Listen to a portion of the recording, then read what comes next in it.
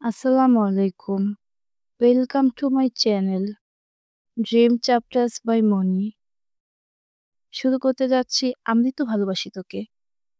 Season ৩ লেখনীতে ফারজানা মনি। পর্ব ৩৯। পরের দিন সকাল ১০টা। রাকিব গতকাল অফিসে আসেনি। রাসেল জানিয়েছে রাকিবের নাকি হালকা জ্বর হয়েছে। কিন্তু আবির খুব ভালো করেই জানে তার বন্ধুর অফিসে না আসার কারণ।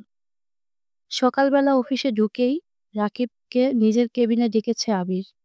কিন্তু বেলা ১০টা বেজে গেল। ওর কোনো খবর নেই। তাই নিজেই গেল রাকিবের কেবিনের দিকে। যেতে যেতে অনেক স্টাফরা সালাম দিল। গতকালকে এতগুলো মেয়ের চাকরি নষ্ট করার ঘটনায় সকলেই খুব আতঙ্কে আছে। এই প্রথম তারা আবিরের রাগ দেখেছে। কখন কার চাকরি চলে যায় সেই ভয়ে গতকাল থেকে এখন পর্যন্ত অফিস অনেক শান্ত। আবির অনুমতি ব্যতীত রাকিবের কেবিনে ঢুকেই রাকিবের কলার চেপে ধরল। আচমকা কাজে রাকিব হকচকিয়ে তাকালো।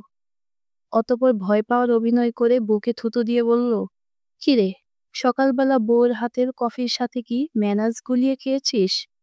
এভাবে এসে কলার ধরেছিস যে? আবির রাগে কটমট করতে করতে বলল, চেয়ার থেকে উঠে আয়, তোকে আজ আমি ম্যানাজ শিখাবো। রাকিব একটু ভাব ধরে আবিরের দিকে তাকালো। অতঃপর আচমকা ওর হাত ঝাড়া মেরে চেয়ারের পেছনে গিয়ে দাঁড়ালো।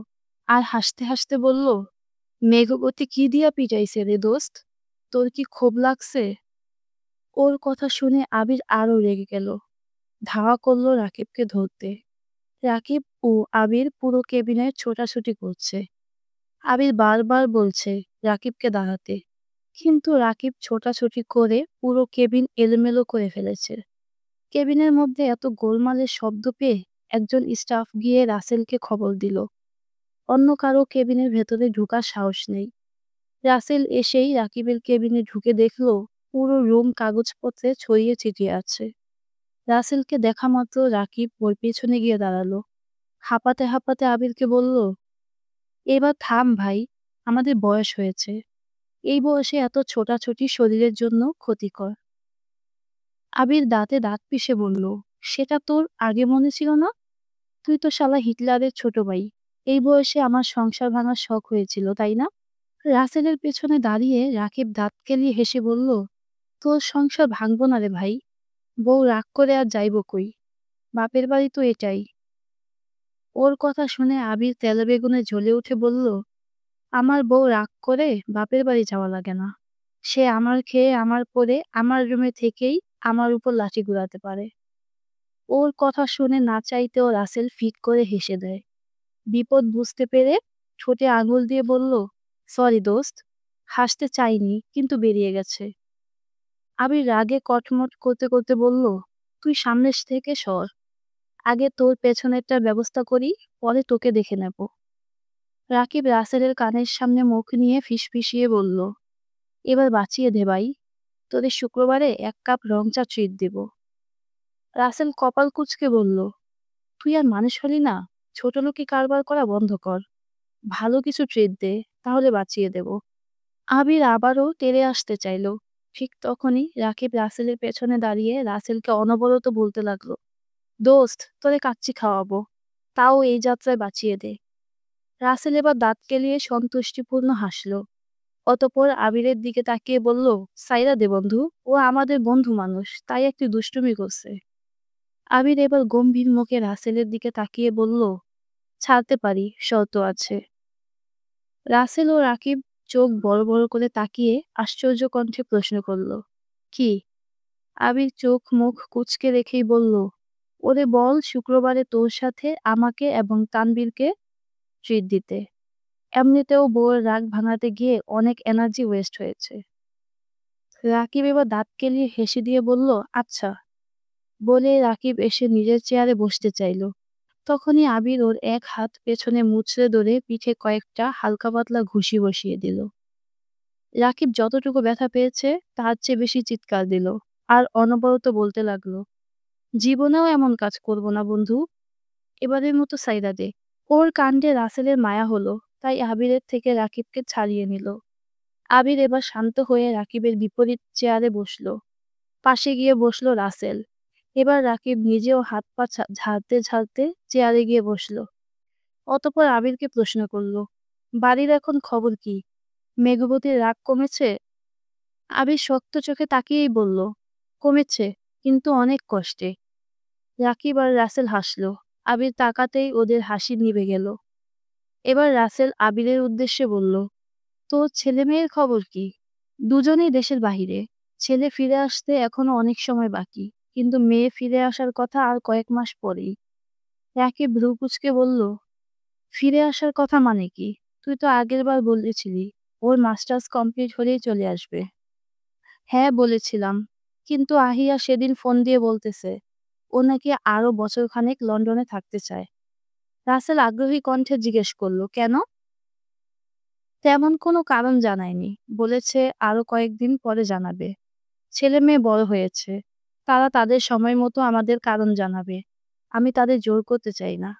রাকিব খানিকটা ভাবুক কণ্ঠে বলল, আমার অবস্থাও একই। ছেলেটা নিজের বিজনেস স্টার্ট করবে বলে অনেকগুলো টাকা নিল, কিন্তু আশানুরূপ কোনো ফল দেখতে পাচ্ছি না। কতবার বললাম আমাদের অফিসে জয়েন করতে, কিন্তু কথা শুনলো না। জেদ ধরলো নিজে কিছু করবে। আর তাকে উস্কানি দেওয়ার জন্য তো তার মা আছেই। সেখানে কি আর আমার কথা টিকবে? আবির রাকিবের দিকে তাকিয়ে বলল, রিহান নিজ উদ্যোগে কিছু করতে চায়, সেটা অনেক ভালো বিষয়। তোর উচিত ওকে সাপোর্ট করা। কি কারণে ওর ব্যবসায় উন্নতি হচ্ছে না ছেলেকে সেগুলো ধরিয়ে দে। ওর বয়স অল্প, হয়তো অনেক কিছু বোঝে না, তাই এমনটা হচ্ছে। রাকিব চিন্তিত কণ্ঠে বলল, ছেলেটা আমার সাথে তেমন কিছু শেয়ার করতে চায় না। সত্যি বলতে ওর দোষ দিয়ে লাভ নেই। ছোটবেলা থেকে আমার চেয়ে বেশি ওর মায়ের সঙ্গ পেয়েছে। আমি ব্যস্ততার কারণে ছেলেটাকে তেমন সময় দিতে পারিনি। এখন হঠাৎ করে এসব নিয়ে ও আমার সাথে কিছু শেয়ার করতে পারছে না। তাছাড়া অনেক বড় মুখ করে আমার কাছ থেকে টাকা নিয়েছে, বলেছে সঠিক সময়ে ফেরত দিবে। নিজের ব্যবসার অবস্থা ভালো না, হয়তো সেই কারণেই আমার সাথে কথা বলতে ইতস্তত বোধ করছে। আবির সবটা শুনলো, তারপর কিছু একটা ভেবে বলল, তুই যদি চাস তাহলে আমি রিহানের সাথে কথা বলে দেখতে পারি। রিহান ইন্টেলিজেন্ট বয়। আমার মনে হয় ওর সমস্যাগুলো ধরিয়ে দিলে মুহূর্তেই সলভ করে ফেলতে পারবে। রাকিব স্বাভাবিক কণ্ঠে জবাব দিল, ঠিক আছে, আমি ওকে বলবো তোর সাথে দেখা করতে। দেখ তোকে কিছু বলে কিনা। ছেলেটাকে নিয়ে আজকাল বড্ড বেশি চিন্তা হয়। দুপুর 2টা। ভার্সিটির মাঠের এক কর্নারে শহীদ মিনারের সিঁড়িতে বসে আছে 7 জন ভবিষ্যৎ ডাক্তার। সবগুলো একসাথে বসে গল্প করছিল। হঠাৎ আশিকের পায়ের উপর একটা ঘাসফড়িং এসে বসলো। আশিক সেটাকে 2 আঙ্গুল দিয়ে চিমটি দিয়ে ধরে নাজমুলের মুখের সামনে নিয়ে বলল, এই নে বন্ধু, এটা পোস্টমর্টেম কর। সাবধানে করিস, এটা কিন্তু তোর লাইফের ফার্স্ট পেশেন্ট। নাজমুল আশিকের হাত থেকে ঘাসফড়িংটা নিয়ে মেয়েদের দিকে ছুঁড়ে মেরে বলল, এটা মাইয়া পেশেন্ট, এটার পোস্টমর্টেম করতে আমার শরম লাগবো। তার চেয়ে ভালো এই কাজটা মেয়েদের মধ্যে কেউ করুক। ইতিমধ্যেই ঘাসফড়িং গায়ে পড়ায় মেয়েরা চিৎকার দিয়ে উঠে দাঁড়িয়েছে। ওদের কাণ্ড দেখে আশিক নাজমুল হেসে লুটোপুটি খাচ্ছে। সজীব ঠান্ডা কণ্ঠে বলল, একটা ঘাসফড়িং দেখে ভয়ে লাফ দিয়ে উঠেছে, এরা নাকি আবার গাইনি ডক্টর হবে। এরা মানুষের পেট কেটে ভয়ে পেটের মধ্যে কেচি রেখেই সেলাই করে দেবে। নাজমুল হাসতে হাসতেই বলল, ঠিক কইছিস মামা, এরা ঢাকা মেডিকেল কলেজে কিভাবে চান্স পাইলো সেটাই ভাবছি।